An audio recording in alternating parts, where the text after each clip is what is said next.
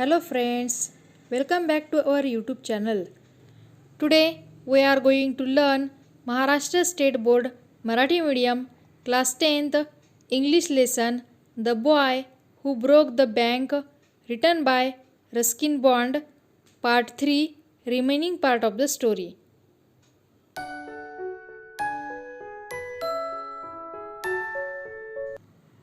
Deepchand, who was cutting the hair of an elderly gentleman, was so startled that his hand shook and he nicked his customer's right ear. Deepchand एका वयस्कर गृहस्थाचे केस कापत होता. ही बातमी ऐकून तो इतका सटपटला की हात हलल्यामुळे त्याच्या गिराईकाचा उजवा कानच कापला. निक मिस हलकेच कापले. Cut slightly. The customer yelp with pain and distress. Pain because of the cut and distress because of the awful news he had just heard. Awful means भयंकर, टेरिबल किंवा अतिवाईट. तो गृहस्थ वेदनेने आणि धक्क्याने जोरात ओरडला. आधी कापल्याची वेदना आणि मग त्या भयंकर बातमीचा धक्का. With one side of his neck still unshaven, he sped across the road to the general merchant's store where there was a telephone. मानेच्या एका बाजूचे केस कापून घ्यायचे तसे सोडून तो गृहस्थ लगबगीने रस्त्याच्या पलीकडे असलेल्या किराणा दुकानात फोन करायला गेला. He dialed Seth Govindaram's number. The Seth was not at home. Where was he then? त्या गृहस्थाने शेठ गोविंदराम यांचा नंबर फिरवला, पण शेठ घरी नव्हते. मग कुठे गेले ते? The Seth was holidaying in Kashmir. Oh was that so? ते काश्मीरला फिरायला गेले होते. अरेच्छा, असे आहे तर. The elderly gentleman did not believe it. त्या वयस्कर गृहस्थाचा विश्वासच बसेना. He hurried back to the barber shop and told Deepchand, the bird has flown. Seth Govindram has left town.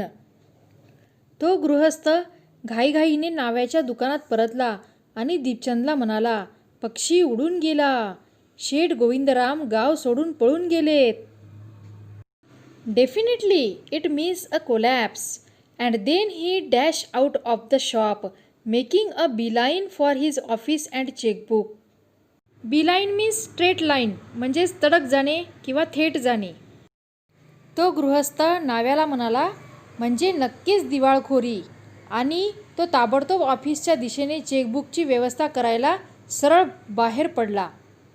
The news spread through the bazaar with the rapidity of forest fire.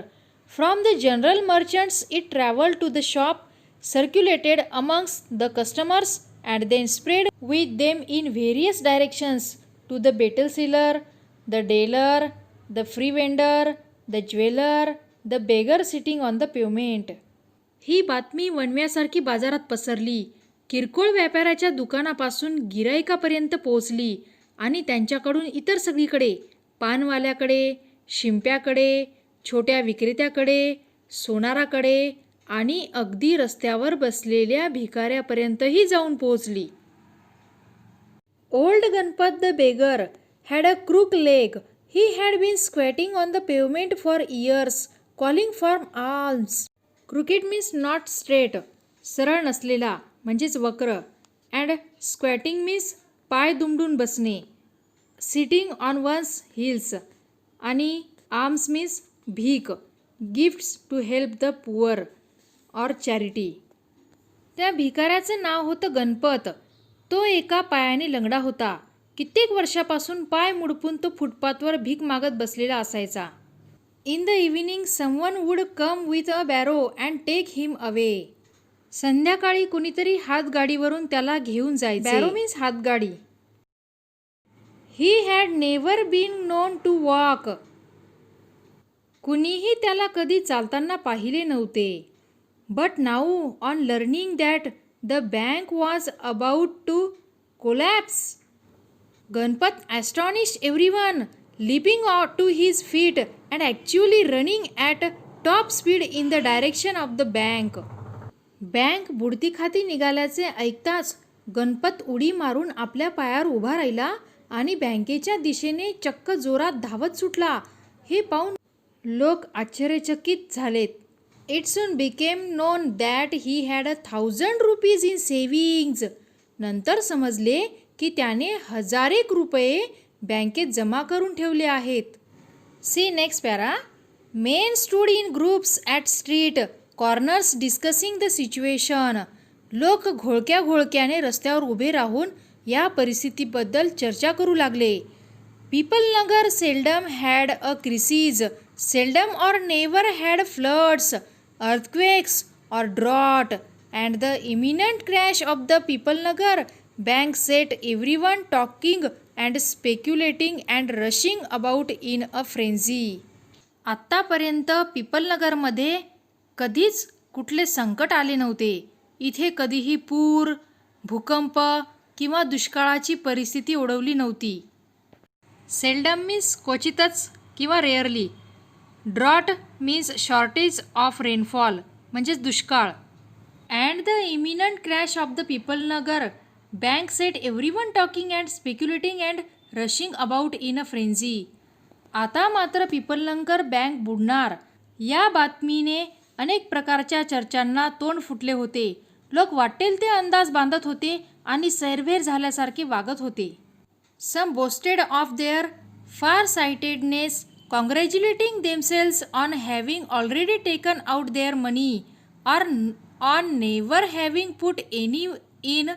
Others speculated on the reasons for the crash, putting it all down to excesses indulged in by Seth Govindaram.